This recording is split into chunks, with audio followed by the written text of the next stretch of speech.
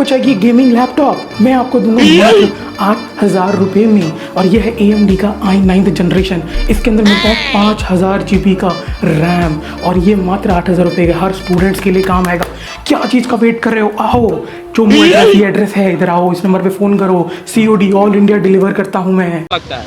अगर आपने इस तरीके के YouTube शॉर्ट्स या ऐसे Instagram पे वीडियो देखे होंगे जहाँ पे लोग दावा करते हैं कि हम आपको बहुत ही कम दाम में ऐसा लैपटॉप दे देंगे 5-10 हज़ार 20 हज़ार में, वो भी अच्छे खासे इंटेल या AMD कोई भी प्रोसेसर का हो, बट यकीन मानिए इस वीडियो के एंड तक मैं ऐसे 5 वैलिड रीजन देने वाला हूँ जिसकी वजह से आपको मेरे पे विश्वास हो जाएगा कि इसे नहीं लेना चाहिए। यकीन मानिए अगर आप एक स्टूडेंट हो तो बिल्कुल भी नहीं लेना चाहिए, अगर आप एक कॉलेज में ही हो बिल्कुल नहीं लेना चाहिए, आपको लेना ही नहीं चाहिए यार। ये सब चीज़ें क्यों नहीं लेना चाहिए समझते। अगर आपने पुराने इस तरीके के लैपटॉप इन लोगों से लिए हैं, क्योंकि देखिए सिंपल सी बात है, अगर आपने विंडो के लैपटॉप लिए हैं तो इसका आप लाइफ स्पैन चेक नहीं कर सकते हो कौन से ईयर में इसे ओपन किया था पहली बार, ठीक है। अगर आप एक स्कूल के बच्चे हो या कहीं पे भी कॉलेज में जाना चाहते हो, लैपटॉप की आवश्यकता तो सबको पड़ती है। मेरे पास है हाथ में ब्रांड न्यू, यह है इंटेल का i3 10th जनरेशन के साथ। इसके अंदर मिलता है 8 GB का रैम और 256 का SSD। बहुत ही ब्रांड न्यू है, मात्र मैंने आपको ये 12,000 रुपये में दूंगा।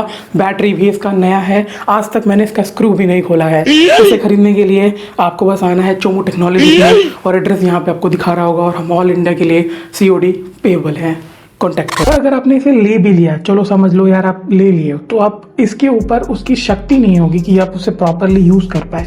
इसकी सहन शक्ति बहुत पुराने जनरेशन यानी ओल्ड टाइम के हिसाब से बनाई जाती है। जैसे कि तौर पे मैं बताता हूँ, हर विंडोज़ में आपको 2 प्रोसेसर देखने के लिए मिलते हैं, इंटेल और AMD। भाई देखो, सबसे पहली चीज़ तो यार इन सबसे दूर रहना। जो इन दोनों के अलावा भी आते हैं, इंटेल के आते हैं, प्लैटिनियम वाले आते हैं, ये सब मत लो भाई। सेलेरियो वाला तो बिल्कुल मत लेना जिंदगी में। ये सारे प्रोसेसर के नाम हैं। इंटेल में i3, i5, i7 ये तो ठीक है। सेलेरियो, प्लैटिनियम तो भाई बिल्कुल भी मत पिक करना। और AMD में Ryzen 3, Ryzen 5 में भी जा सकते हो। तो सोच समझ के थोड़ा सा ना रिसर्च करके लो यार, मतलब पैसा ठूस रहे हो, कहीं भी ठूसना नहीं होता है।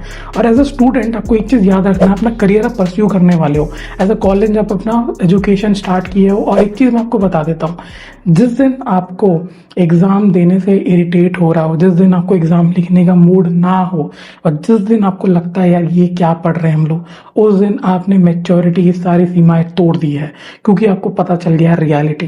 क्योंकि एजुकेशन डजंट मैटर, कभी कभी मैटर करता है। अगर आप एक स्कूल में हो या कॉलेज में हो तो आप अपना करियर शुरू करने वाले हो, और उस दौरान में लोग क्या करते हैं, जस्ट काम चलाओ लैपटॉप ले लेते हैं। काम चलाओ लैपटॉप में कुछ भी नहीं चलने वाला, तगड़े सॉफ्टवेयर नहीं चलने वाले। फॉर एग्जाम्पल, अगर आपने ग्राफिक डिजाइनिंग अपना एजुकेशन लेना चाहते हो और उसे परस्यू करना चाहते हो एज अ करियर, तो आप कैनवा में सीख के ग्राफिक डिजाइनिंग तो नहीं सीख सकते हो। इसके लिए चाहिए एक अच्छा खासा सॉफ्टवेयर। अगर सो कॉल्ड काफ़ी लोग हैं जो बोलते हैं कि मुझे कॉर्पोरेट में काम करना है, तो कॉर्पोरेट में काम करने के लिए आपको सीखना पड़ता है माइक्रोसॉफ्ट। और अगर आपके इस घटिया से लैपटॉप और घटिया लोगों से अपने लैपटॉप खरीदा है सेकेंड हैंड 5-10 हज़ार 20 हज़ार लेके, तो इसमें कोई भी डेटा काम ही नहीं करेगा। नाम के लिए इसमें माइक्रोसॉफ्ट रहेगा 2007 का या तो 2016 का, जो भी रहे, बट इसमें डेटा ही नहीं लेगा तो काम ही नहीं करेगा। तो क्या मतलब है, समझ लेते हैं इस चीज़ को ध्यान से। अब फॉर एग्जाम्पल के तौर पे अगर आपने लैपटॉप लिया तो उसमें क्या रीजंस हो सकते हैं जो खराब हैं। पहली चीज़ है आपके हार्डवेयर को लेके, जो दिखता है वही बिकता है। तो जितना लैपटॉप आपको साफ दिखता है उसे नहीं लेना, क्योंकि वो तो सबसे पहला फ्रॉड है। क्योंकि देखो यार, जितना लैपटॉप साफ दिख रहा है, मैंने पहले बोला था लाइफ स्पैन आप चेक नहीं कर सकते हो एक लैपटॉप का, कब उसने शुरू किया। फॉर एग्जाम्पल, रीफर्निश मोबाइल यानी सेकेंड हैंड मोबाइल में आप ये चेक कर सकते हो कि मोबाइल स्टार्टिंग डेट कौन सा है, बट लैपटॉप इस केस में नहीं एप्लीकेबल होता है। तो ये कितने साल से लोगों ने यूज़ किया है और कैसे यूज़ किया किसी को नहीं पता, रफ एंड टेयर। तो ऊपर से वो लोगों ने ठीक कर दिया, बट उसका हार्डवेयर अंदर का यानी उसके अंदर जो मदरबोर्ड है उसमें कितनी टाइम रिपेयर्स आया हुआ है, अब ये सारी चीज़ें आप नहीं देख सकते हो। हालांकि आपको बस पैसा देना है, लेके आना है। और उन लोगों का एक ट्रिक होता है, कोई भी दुकानदार आपको 6 से 9 महीने के बीच का वारंटी देगा, और इसी दौरान ही लैपटॉप बस ढंग का चल रहा होता है। और जैसे ही उसके बीच में लैपटॉप खराब हो जाता है तो आप पहुंचोगे उनके दुकान के पास और आप बोलोगे भैया भैया मेरा ये लैपटॉप काम नहीं कर रहा है, तो पता है वो क्या बोलेगा, आपको इतना पैसा देना पड़ेगा सर्विस कराने के लिए, यकीनन मानिए। और मेन सर्विस सेंटर में जाओगे तो भाई दाम तो भाई वारंटी है ही नहीं यार, आप समझ लो ना, मैं यही कहना चाहता हूँ आपको, इन लोगों से बचो। ये आपको ट्रैप करने की कोशिश करेंगे आपको हर तरीके से। अब उन लोगों का सोल्यूशन क्या है, नए लैपटॉप पे जा सकते हो। इंटेल है, अगर आपके पास पैसे हैं, हमें AMD प्रोसेसर के लैपटॉप ढूंढने की कोशिश कीजिए तो अच्छे खासे परफॉर्मेंस देखने के लिए मिलते हैं। इंटेल है, इंटेल में भी आप देख सकते हो। इंटेल थोड़े कॉस्टली होते हैं, जैसे अगर i3 का अगर आप 10 जनरेशन में जाते हो तो 3233 में पड़ जाता है। 3 बेसिक रूल याद रखिएगा, कोई भी ले रहे हो तो जनरेशन मैटर करता है। कोई भी लैपटॉप में आप लेटेस्ट जनरेशन देखने की कोशिश कीजिए, मिनिमम 8 GB का रैम देखने की कोशिश कीजिए। अगर हो सके तो SSD मिल रहा है तो वेल एंड गुड, अगर HDD भी मिल रहा है तो भी वेल एंड गुड। SSD और HDD में थोड़ा सा मैं आपको यहाँ पे डिफ्रेंशिएशन बना के चाहता हूँ।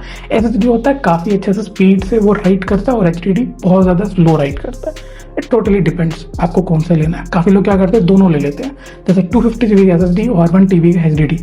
250 में विंडोज C डाल लेते हैं, बाकी सब में नॉर्मल चीज़ है, कोई फर्क नहीं पड़ता इस चीज़ से।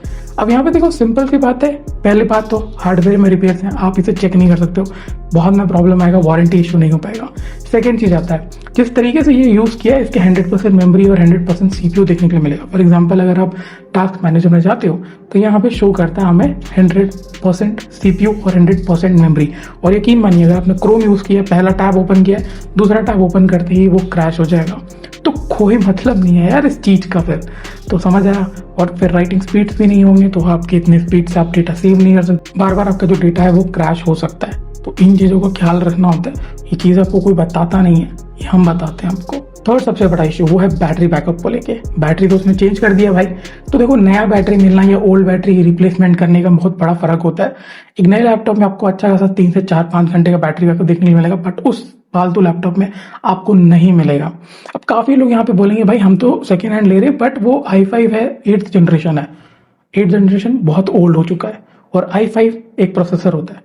8th जनरेशन मैटर करता है, मैंने स्टार्टिंग में आपको बताया था। फोर्थ आते हैं, उसके USB पोर्ट अच्छे नहीं चल रहे होंगे, वेयर एंड टेयर जैसे बात है, ज़्यादा से प्लग इन करेंगे, जैसे USB 2.0, USB 3.0 आ चुका है, और 5.0 भी आने वाला है। तो इस केसेस में आपको ध्यान देना, अगर वो पुराना USB है तो कहीं कहीं काम भी नहीं करेगा। लास्ट नॉट द लीस्ट, यहाँ पे सबसे इंपॉर्टेंट होता है आपके लिए नेटवर्क। एक लैपटॉप में वाईफाई आपको देखने के लिए मिलता है, वाईफाई अडेप्टर के नाम से। जब भी आप ओपन करोगे साइड में आपको देखने को मिलता है वाईफाई, जैसे आप कनेक्ट कर लेते हो। पर अगर आपने ऐसे सेकेंड हैंड लैपटॉप लिए जिसके ही किसी के बारे में पता ही नहीं है, उसका हिस्ट्री और कुछ भी नहीं पता है, तो आपके साथ हो सकता है बहुत बड़ा धोखा। क्योंकि अगर ये होता है कि कभी कभी रिपेयर भी नहीं हो पाता है, और कभी कभी रिपेयर होने के बाद शो करता है बट कनेक्ट नहीं होता है, तो आपको एक लैपटॉप में सबसे ज़्यादा इंपॉर्टेंट होता है उसके नेटवर्क को लेके, उसके वाईफाई कार्ड को लेके। वही खराब होगा तो आप क्या ही कर लोगे यार लैपटॉप का लेके। इस तरीके से अगर आपको समझना है, इस सिचुएशन को समझना है, तो याद रखिएगा, आपके मोबाइल में डेटा नहीं है, वाईफाई कनेक्टेड नहीं, और आप अपना मोबाइल यूज़ करके दिखाइए, नहीं यूज़ कर पाओगे। सेम सिचुएशन लैपटॉप पे भी आता है, उसमें जो इनबिल्ड आपने जो गेम्स डाउनलोड किए वो खेल पाओगे, या आप कोई मूवीज़ देख पाओगे। बिना वाईफाई नेटवर्क के कुछ नहीं कर पाओगे लैपटॉप को। तो यकीन मानिए, वाईफाई का कार्ड का भी इशू आ सकता है। ये सारी चीज़ें हमने ट्राई एंड टेस्टेड है, ग्राउंड रियलिटी हम आपको बता रहे हैं, हमने यूज़ किया हुआ है। तो कैसे इसका सोल्यूशन क्या है, जैसे मैंने बोला, सेकेंड हैंड मत लो, नया लो, बजट थोड़ा एक्सटेंड करो। अगर एक स्टूडेंट हो, स्कूल हो, अगर आपको लगता है कि नहीं यार मेरा बजट नहीं हो पा रहा है लैपटॉप के लिए, तो डेस्कटॉप PC के लिए जा सकते हो, वो आपके बजट में पक्का बैठेगा। 20,000 में सेटअप हो जाता है भाई, वो भी अच्छे खासे बिल्डअप पे सेटअप होगा। डेस्कटॉप PC पे चले जाओ। अगर नहीं भाई मुझे लैपटॉप ही लेना है, तो भाई बजट थोड़ा बढ़ाओ, 32-33 में मिल जाता है ऑफर्स के साथ। अगर आपको थोड़ा सा भी यकीन नहीं है तो एक चीज़ करते हैं, सेकेंड हैंड मार्केट में मोबाइल या लैपटॉप बिकता है, आपको ये बात तो पता होगा। रिफर्निश लैपटॉप भी बिकता है, यानी कि अपने एक नया लैपटॉप समझ लीजिए, कोई भी सीरीज पिक कर लीजिए जो 1 लाख का भी कोई है, उसे कैशिफाई डाउनलोड कर लीजिए, वहाँ पे बेचने जाइए, आपको 20,000 रुपये मिलेगा। मतलब 1 लाख रुपए का आपने खरीदा है और विद इन 5 दिन 10 दिन में बेचोगा तो उसका 20,000 रुपये इसका रीसेलिंग वैल्यू है। तो समझ रहे हो, ले देखिए, ये चीज़ समझाना चाहता हूँ, reselling value of a laptop बहुत ज़्यादा ही कम होता है। तो ये चीज़ों को याद रखिएगा और बचिए इन लोगों से। नया ले लो, या नहीं हो रहा है तो डेस्कटॉप PC ले सकते हो। थोड़ा मालूम है हैंडी नहीं होगा, बट काफ़ी लोग लैपटॉप को भी एक ही जगह पे रख के खड़ा यूज़ करते हैं काफ़ी टाइम तक, तो कोई मतलब नहीं है। तो सोच समझ के डिसीजन लो। कोई भी आपका डाउट है कमेंट कर दीजिए, आपका ओपिनियन क्या है रिफर्निश को लेके या लैपटॉप को लेके, प्लीज़ कमेंट कीजिए। I respect your opinions and यहीं तक रखते हैं। Bye bye.